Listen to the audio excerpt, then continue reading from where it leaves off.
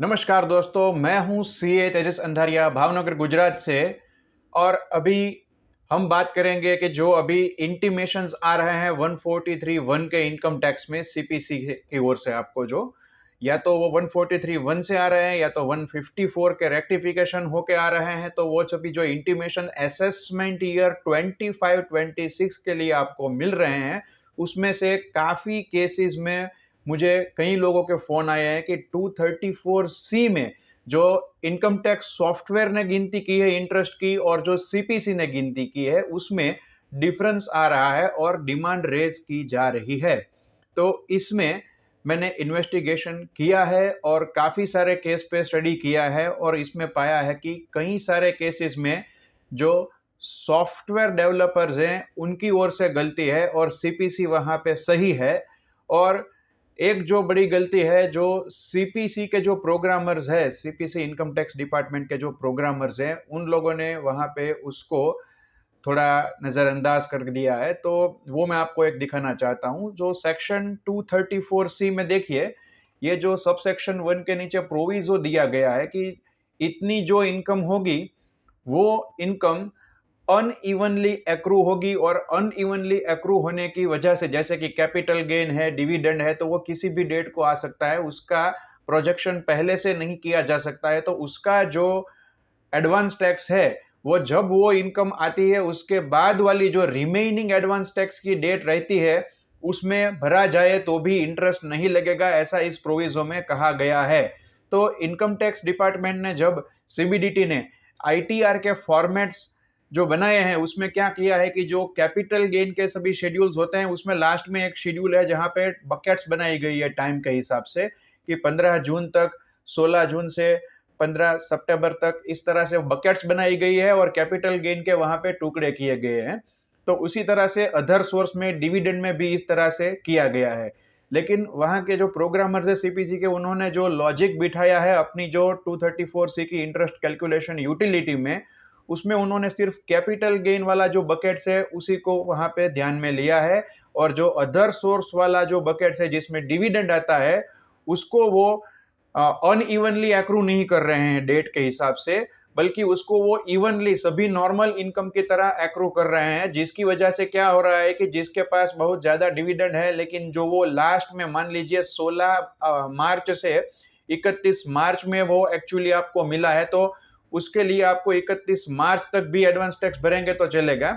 लेकिन वहां पे क्या हो रहा है कि वो उसको इवनली एक्रू कर रहा है, तो 15/6, 15/9, 15/12 सभी जगह पे वो डिविडेंड को डिस्ट्रीब्यूट कर रहे हैं और उसके हिसाब से उसके ऊपर इंटरेस्ट चार्ज कर रहे हैं 234C का। तो इसकी वजह से वो ज्यादा आ रहा है।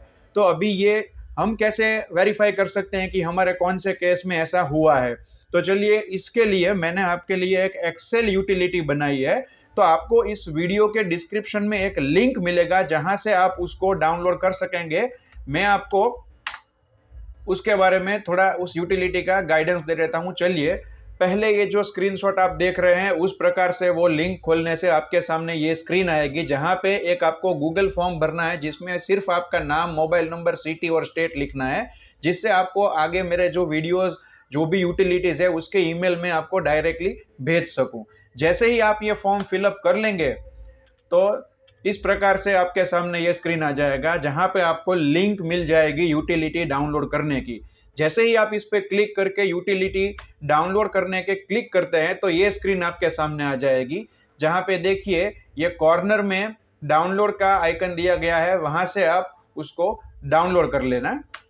डाउनलोड करने के बाद यूटिलिटी जहां पे आई है, वहां पे उसके ऊपर राइट क्लिक करना है और प्रॉपर्टीज में जाना है।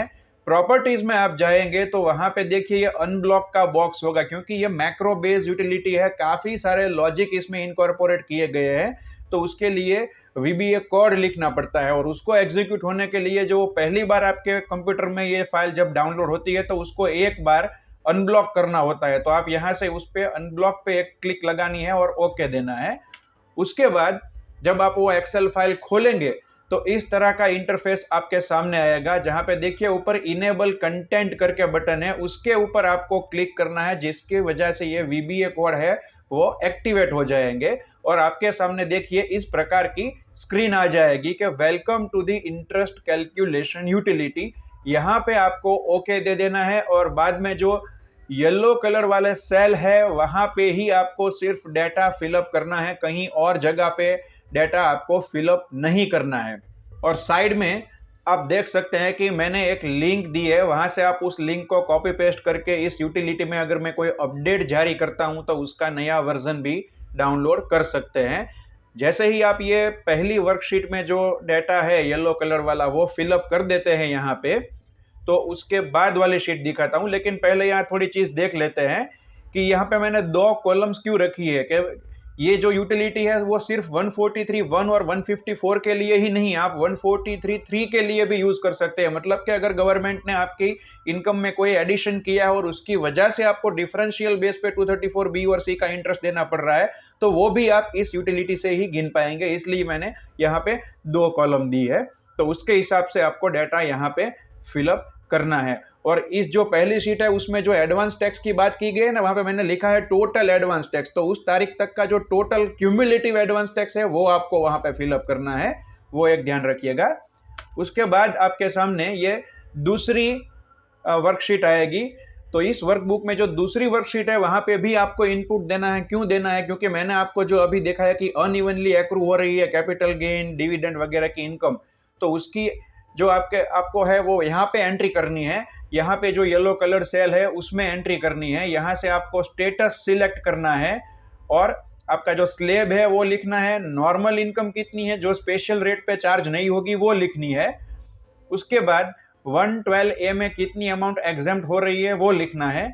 मार्जिनल या एवरेज टैक्स रेट मतलब क्या कि जो आपका नॉर्मल इनकम है उसके ऊपर जो लास्ट वाला स्लैब आपको लग रहा है उसको मार्जिनल टैक्स रेट कहते हैं। और जो अगर आप एवरेज के हिसाब से गिने तो एवरेज के हिसाब से, लेकिन काफी सारे सॉफ्टवेयर डेवलपर इंडिया में अभी मार्जिनल रेट पे इसको गिन के आगे बढ़ रहे हैं, तो हम मार्जिनल यहाँ पे लेंगे। और सरचार्ज नॉर्मल पे कितना रहता है और आपके रिटर्न में, और सरचार्ज स्पेशल रेटेड इनकम पे कितना रहता है उसके परसेंटेज लिखने हैं। बस सिर्फ इतना लिख दीजिए और यहाँ पे क्लिक करना है क्लिक टू रन कैलकुलेशन। तुरंत ही आपके सामने यह स्क्रीन आ जाएगी कि interest calculation working and summary are now ready, refer to दो शीट्स नाउ। तो आप उस शीट में जा सकते हैं और उसके पहले यहाँ पे आप जो लास्ट वाला टेबल है उसमें आपका इनकम का वेरिफिकेशन भी कर सकते हैं कि जो इनकम आपने यहाँ पे लिखा था, अगर तो आपका स्लेब जो अनयूटिलाइज रहता है तो आपको रेसिडेंट इंडिविजुअल या एचयूएफ के केस में उसका जो स्पेशल रेट वाली जो इनकम है 112A, 11211 या तो 112 वाली, उसमें से वो अनयूटिलाइज स्लेब को आपको वो एडजस्ट करने दे रहा है। तो वो यहाँ पे आप देख सकेंगे किस तरह से एडजस्ट हुआ है। उसके अलावा 112A में जो 1,20,000 तक का जो आपको टैक्स नहीं लगता है उसका भी एडजस्टमेंट आप यहाँ पे ही वेरीफाई कर पाएंगे तीसरे टेबल में। और बाद में आपको जाना है तीसरी और चौथी शीट में, यानी कि इंटरेस्ट कैलकुलेशन वर्किंग। तो इस तरह से ये पूरी शीट रहेगी जिसमें पूरा डेटा आ जाएगा, गिनती के सभी स्टेप दिखाए गए हैं। आप कैलकुलेट करके मैन्युअली वेरीफाई कर सकते हैं कि ये गिनती सही है या गलत। और लास्ट में आपके सामने ये शीट आ जाएगी जिसमें फाइनली कितना रिफंड या कितना पेएबल रहता है वो सभी चीजें आपको यहाँ पे दिख जाएगी। अभी गवर्नमेंट जो है वो यहाँ पे मैंने आपको जैसे बोला कि डिविडेंड वाला जो है उसको अनइवनली की बजाय इवनली एक्रू कर रही है, तो वो आपको ऐसे ही पता चल जाएगा कि अगर आप यहाँ पे मार्जिनल रेट ऑफ टैक्स डालेंगे और अगर आपके पास एप्लीकेबल रेट वाला कैपिटल गेन या डिविडेंड एटसेट्रा होगा, तो जैसे ही आप यहाँ पे मार्जिनल रेट डालेंगे तो यहाँ पे जो गिनती आएगा और आप जो समरी कैलकुलेशन वाली लास्ट सीट है वहां पे जब आप देखने जाएंगे तो वहां पे जो इंटरेस्ट होगा वो आपके सॉफ्टवेयर डेवलपर के इंटरेस्ट के साथ मिल जाएगा, टैली हो जाएगा।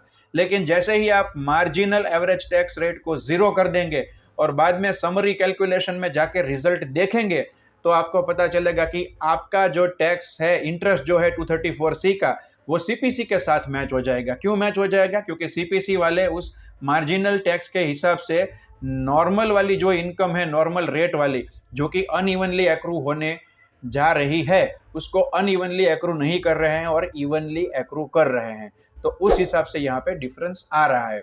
अगर और भी कोई प्रश्न है आपके इसके बारे में तो मुझे जरूर से इस वीडियो के कमेंट में जाके पूछ सकते हैं, मैं पूरा प्रयत्न करूंगा उसका जवाब देने का।